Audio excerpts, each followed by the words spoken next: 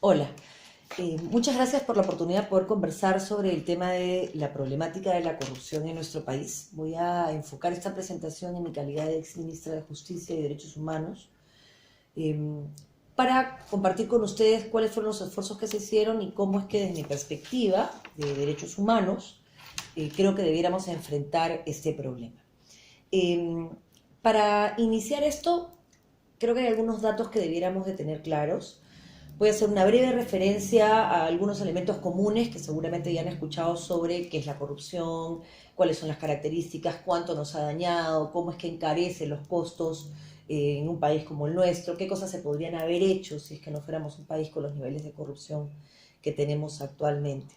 Para luego entrar a desarrollar lo que planteamos en el Ministerio de Justicia, de manera que pueda presentarles lo que para nosotros fueron los ejes de prevención, investigación, procesamiento y sanción, entendido esto como el pre y el post penitenciario. Eh, para terminar con algunas conclusiones de las cosas que se han hecho y las que falta todavía por implementar. Voy a entrar sin más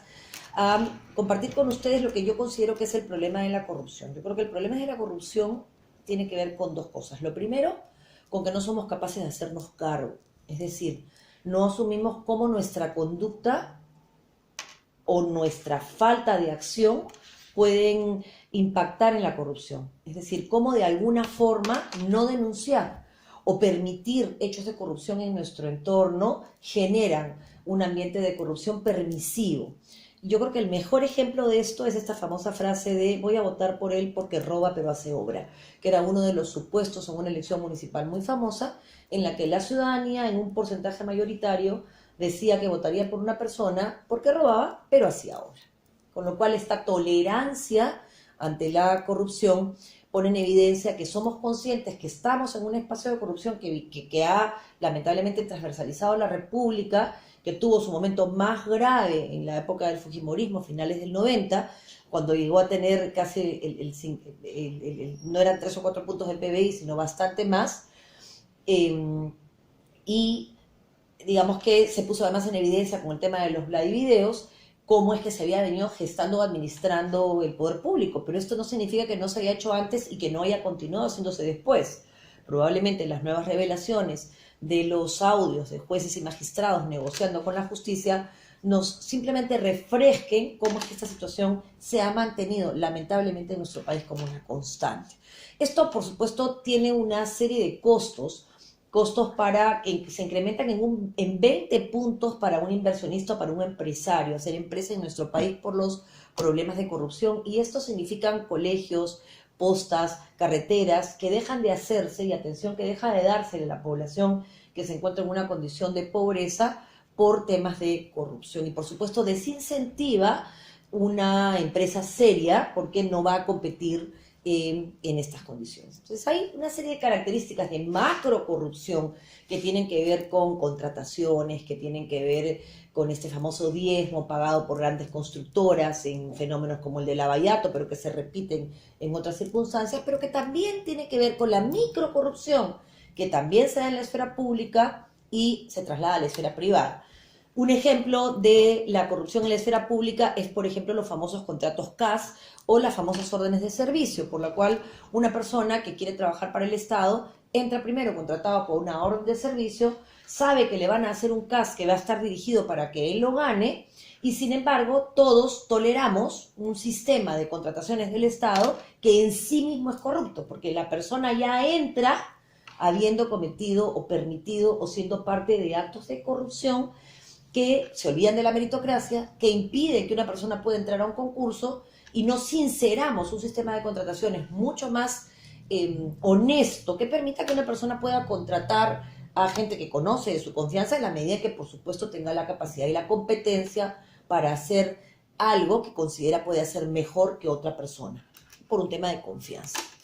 Entonces acá hay un gran problema en el tema de contrataciones del Estado, no solamente contrataciones en el tema de servicios, sino la contratación del funcionario público. Por era, es que la carrera pública de servir jugaba un papel tan importante para romper con este tipo de micro corrupción que es la de la contratación del funcionario público. Pero además tienes ya la micro corrupción todavía más pequeña, que le quita autoridad moral a un funcionario honesto para denunciar a su superior jerárquico. Por ejemplo, las famosas rendiciones de cuenta. Un funcionario promedio que gana 3.000 o 4.000 soles, que tiene que caminar por todo el país, por ejemplo, para grabar una clase de lucha anticorrupción, y para eso tiene que ir a tomar imágenes a Uchurajay o a Putis o a Cayara en Ayacucho, o tiene que ir al río Ene, al río Tambo en Junín, o tiene que ir al Pastaza en Loreto, o a Supayaco, Naranjos en Amazonas, para ver si están funcionando los programas sociales. Se encuentra con que tiene que tener como que acreditar el hotel que ha pagado, la comida que ha consumido, la movilidad que ha utilizado con una boleta o una factura que normalmente en los lugares más pobres de nuestro país no existe. Y entonces se encuentra con que en un trabajo de 15 días para documentar una cosa que realmente ha hecho, tiene que comprar boletas o facturas, porque si no compra las boletas o facturas, termina perjudicándose en estos 3.000 o 4.000 soles que gana como sueldo, y entonces compra las facturas. Y hay un personal administrativo inmenso en todos los aparatos estatales que lo que hace es verificar que las facturas y las boletas estén correctas, cuando todos saben que esas facturas y esas boletas lo más probable es que hayan sido compradas, porque en esos lugares no existe otra forma de acreditar que se hizo, cuando sería mucho más honesto que se le pidiera al funcionario que demostrara con su trabajo si estuvo o no estuvo en un lugar, y si hizo o no uso, y qué producto finalmente se hizo para el Estado.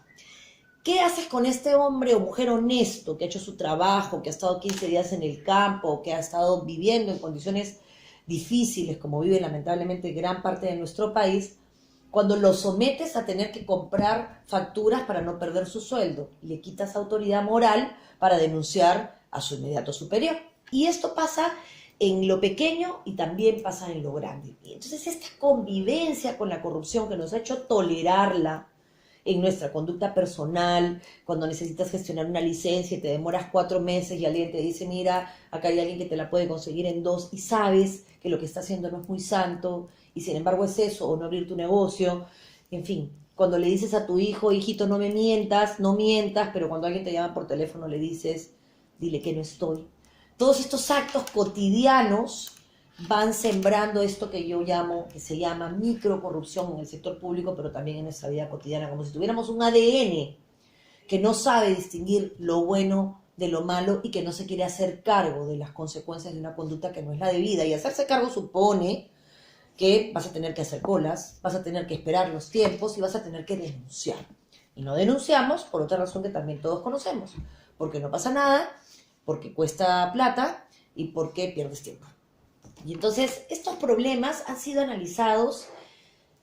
cientos de veces en el Perú por los más grandes expertos. Hay libros publicados sobre la historia de la corrupción en el Perú, hay análisis de la Comisión contra la Corrupción de la CAN, hay análisis de la OCDE en un plano más latinoamericano, en un plano mundial, y sin embargo no hemos sido capaces de corregir los problemas. Entonces ahora vamos a abocarnos a lo que se hizo para intentar enfrentar este hecho, que es una realidad, que es la corrupción, y que lamentablemente ataca los cimientos del Estado de Derecho, porque un Estado de Derecho se constituye a partir de la renuncia de los ciudadanos, aparte de nuestra libertad a cambio de seguridad jurídica, y ese es el tránsito del estado de caos o el estado de naturaleza al Estado de Derecho, que se soporta en la norma. Este Estado de Derecho supone básicamente 2 poderes en el administrador.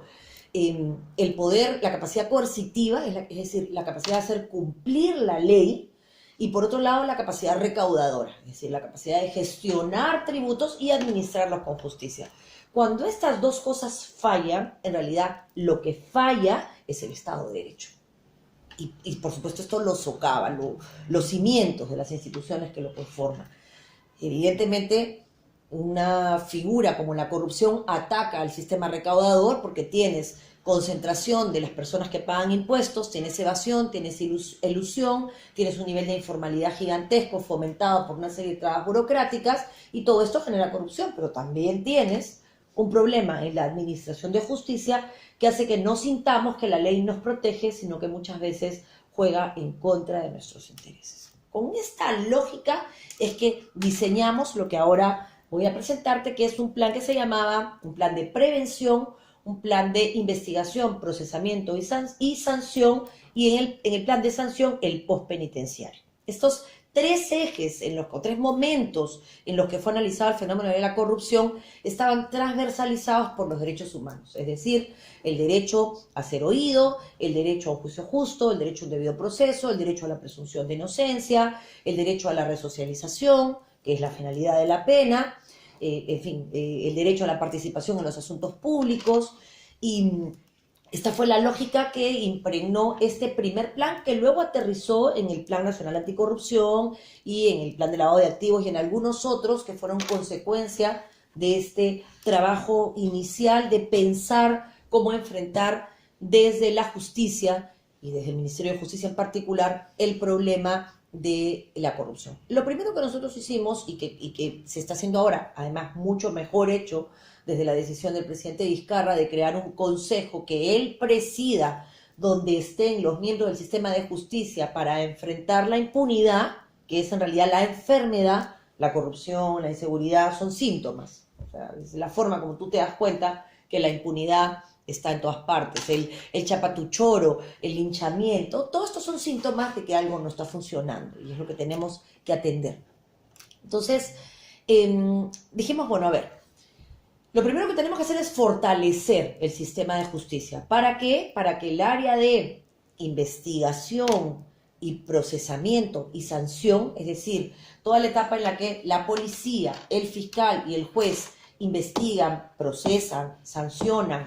a un corrupto o a un corruptor, sea suficientemente sólido. Y esto básicamente es legislativo. Legislativo en el sentido de tener las normas adecuadas para poder investigar, procesar y sancionar, la ley de crimen organizado, las facilidades para la investigación fiscal, la norma de colaboración eficaz, una serie de normas que se han ido dando, se dieron en el primer paquete de medidas legislativas, pero que se vienen dando hace varios años.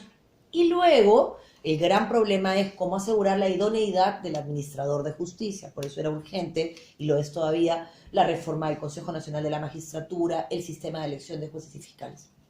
Todo esto se pensó en una segunda etapa, en la etapa de la investigación y el procesamiento y la aplicación de la sanción. Y creamos un acuerdo nacional de justicia que no era otra cosa que continuar lo que se había hecho en Seria Jus y aterrizarlo a un esfuerzo de que todos los integrantes del sistema de justicia, el Ministerio Público, el Poder Judicial, el Consejo Nacional de la Magistratura, la Academia de la Magistratura y el Ejecutivo, a través del Ministerio de Justicia, con sus procuradores y defensa pública y el Ministerio del Interior, pudieran ir encontrando soluciones de corto plazo, con una mirada de largo aliento, para ir reformando el sistema de justicia. Lamentablemente esto no se continuó, fracasó, y ahora el presidente Vizcarra ha elevado esto al rango de que el Ejecutivo sea representado por el presidente, y esperemos que funcione. Porque la gran reforma de justicia tiene que mirarse en el largo plazo, pero ir dando plazos cortos en los cuales con data, con información, podamos saber, por ejemplo, cuántos problemas hay en Trujillo, por qué Trujillo y Chimbote en su momento tuvieron un índice tan grande de asesinatos o de sicariatos, para que puedas atacar las causas. Y aunque he empezado por el segundo paso, a partir de la identificación de esas causas, puedas trabajar en el primer paso, que es para mí el más importante, que es el paso de la prevención. Entonces, un segundo momento, que es el momento medular, el eje, donde el Estado hace ver todo su poder a través de la capacidad coercitiva, a través de hacer cumplir la ley, tenía que tener un marco legal en el que se trabajó y se tendrá que seguir trabajando, porque siempre es perfectible, y jueces idóneos que aplicaran ese marco legal en el que el país empieza a trabajar, y tendrá que trabajar todavía muchos años, pero hay que ser claros que ese es el camino, para que, levantada la información y procesada la data que te dan las sentencias sobre corrupción, las sentencias sobre delitos patrimoniales, las sentencias, en fin, las distintas sentencias que se pueden manejar, te permite identificar causas, patrones de conducta que hagan que el Estado pueda tomar políticas públicas dirigidas a prevenir. Si, por ejemplo, una región tiene un índice mayoritario de violencia sexual, tendrías que atacar las causas de cuáles son los patrones que se repiten para que esto no se vuelva a dar. En esta primera etapa, entonces, hemos hecho una pequeña introducción, hemos hablado de nuestro segundo eje, y vamos a dejar este tema por ahora hasta aquí, para retomarlo y volver a, focalizando nuevamente la etapa de investigación, procesamiento y sanción, entrar a lo que corresponde en el área de prevención y en el área del post penitenciario. Así que por acá, hasta ahora, muchas gracias.